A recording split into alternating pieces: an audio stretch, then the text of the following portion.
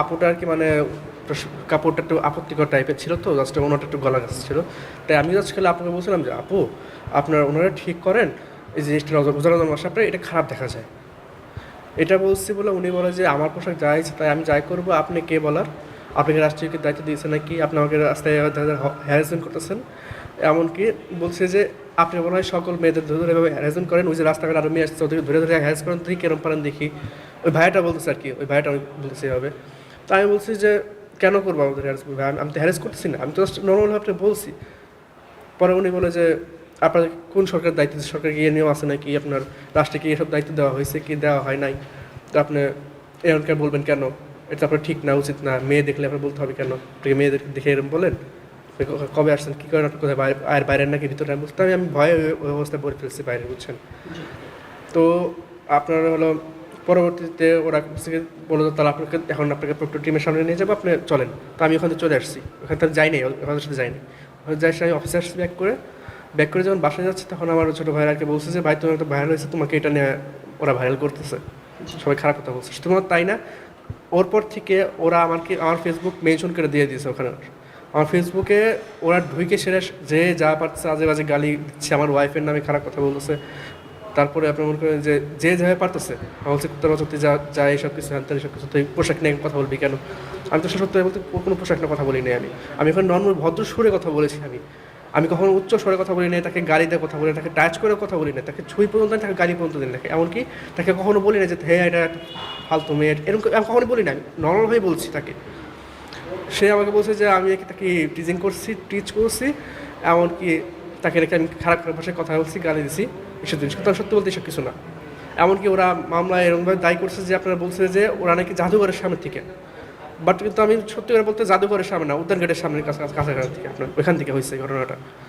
তো ওনারা এমনভাবে আপনার মনে পড়ে আমাকে, যখন আমি এই কথাটা ঘটনা উঠছে তখন আমি আমার ভাইয়াকে ফোন দিচ্ছি, আমার অফিসের স্টাফ মনির ভাই, তো আমি ফোন দিচ্ছি। মনির ভাই পরে বললো যে স্টুডেন্টরা তোকে খুঁজতেছে, তুই চাকরি যদি বাঁচাতে চাস তাহলে তুই আয়।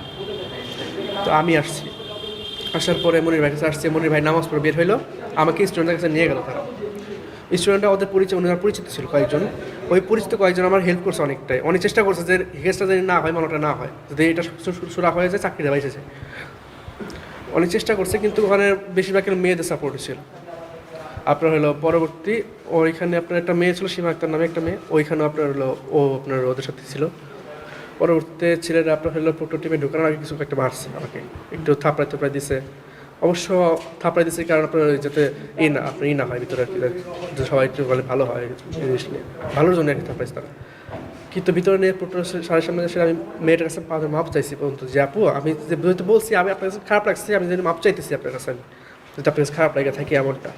উনি আমাকে তো মাফ করেই নাই, উল্টা হইলে বলছে ভাই ছাড়েন দর্শন কিসের জন্য পাঠা, ছাড়েন আপনি, আপনার কোনো মাপ নেই। পরবর্তী প্রক্টর স্যারের কাছে উনি একটা দরখাস্ত দিতেছে। প্রক্টর স্যার তো আমার পরে এলো বললো স্যার আমি এখানে শুধু এই কথাটা বলার জন্য, আমি তো উনি খারাপ উদ্দেশ্যে বা এইটা বলি নাই কিছু। উনি প্রক্টর আমাকে ধমকা বলছে যে তুমি এইসব করতে আসো ইউনিভার্সিটিতে। প্রক্টর স্যার বলছে তুমি কি এইসব করতে আসো ইউনিভার্সিটিতে, কত বছর ধরে করতেছো গেলা, কোথায় কোথায় করতেছো, কজনের উপর করছো। ওরা ওই মেয়ের আমার ইলেকশন দিচ্ছে যে আপনার হলো তুমি মনে হয় এর আগে অনেকবার করছো, আমাকে চাপাই দিতেছে জোর করে যে তুমি এর আগেও অনেকজনের সাথে করছো এমনটা। বলছে যে আমাদের কাছে মানে উনি দৃষ্টি প্রমাণ নেই ওদের কাছে যে আমি এদের কাছে করছি। আমি বলছি যে আপু আপনার প্রমাণ নাই, শুধু কেন আমাকে দোষারোপ করতেছে। জি।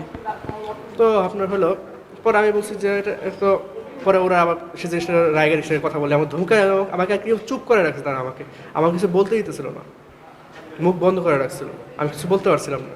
পরে যখন বাইরে আসছে, বাইরে সেরা তুই তো দোষ স্বীকার করছিস, আমি বলছি ভাই আমি শুধুমাত্র এই কথাটা বলছি, এটাই আমি দোষ স্বীকার করতেছি, অন্য কোথাও মেয়েকে আমি হ্যারাস করছি কি না করি না সেটা আমি দোষ স্বীকার করি নাই, করবো না ইনশাল্লাহ।